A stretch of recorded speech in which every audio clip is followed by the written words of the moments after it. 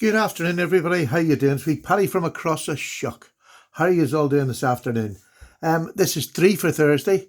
I really enjoy this wee bit. I've been enjoying this series, and I want to thank everybody who joins in. There's now for a two for Tuesday as well, so it's great to see so many different knives from different people. It's great. And what I've decided today is to pick three antique knives that I have. You know, I do collect antique knives, and I love them when they've got some sort of speciality to them. Now, one of these is just a plain penknife, but it's a nice antique penknife, and I went with these two because these are the two white bone plastic. Because it was so good then. I think this one might be bone. This one is definitely plastic. I think again, it's so hard to tell sometimes. But anyhow, the little white knives, and they're my little favorites. Some of my little favorites. This is sort of the one that I got started on with the white bone look. I think this one is actually in plastic, but what it is, this is an old FRA James Barber knife. It is beautiful. It's two pen. It's a sleeve board penknife, and I think it is gorgeous. Now, I've showed this before for those of you who have been about a while. I've had this quite a while. I actually carry this. This is sharpened for use, and it's like a little razor. If you can see how thin these blades are, imagine how slicey they are. They're absolutely fat. This is a wee secondary knife. It's just lovely to take out. As you can see, there's a bit of a gap here. This had a big snap. Somebody had actually put it in pride and snapped like a rectangular tube off the end of that the blade there. So I actually rounded it over, and it's now sharp right down to here. It is razor sharp, but it's actually lovely, and it's still in use. I didn't do much to this. Give it a quick clean. It still has snap in it. It's just a lovely, lovely knife. I would say probably, I don't know, 30s, 40s? Not too sure. But it is a gorgeous knife. I really love it. Fit and finish, still good. And, because these do bend. That's why I believe this one's plastic. You can sort of bend them. Now, I don't mean it's dangerously bendy, but you can feel it. There is give if you wanted to push on it. But I love this little knife, and it set me off on getting more white bone or plastic knives, whatever they are. That doesn't matter to me. It's the fact that they're just useful knives.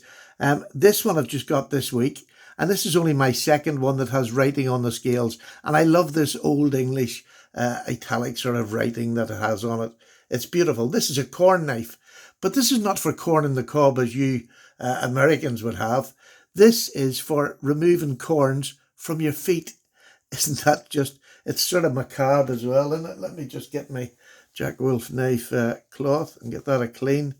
And this is an unusual maker. It's A.G. Whiting from Manchester. Now, it's not very often you hear of a knife coming from Manchester, and I really like this because of that.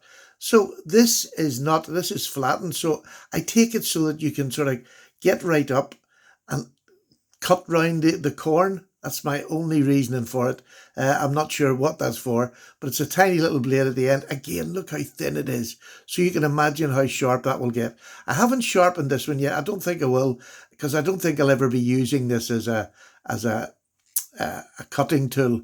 It'll just be part of my collection. There's no spring in it, but the fella I bought it off on Etsy had told me that before I bought it, and I got it at a reasonable price, so I didn't mind paying for it.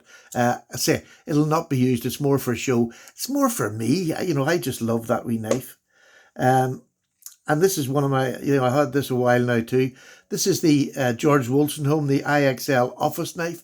I just love the print on that knife. It is beautiful. This is the one that I think might be bone. I don't know whether you would be able to see it, but there is like striations, lines, thin lines all through it. It just looks like bone to me. But I could be wrong, as you know. So what have I got here? I have what we would call a spay blade, but this was not. This was for the office.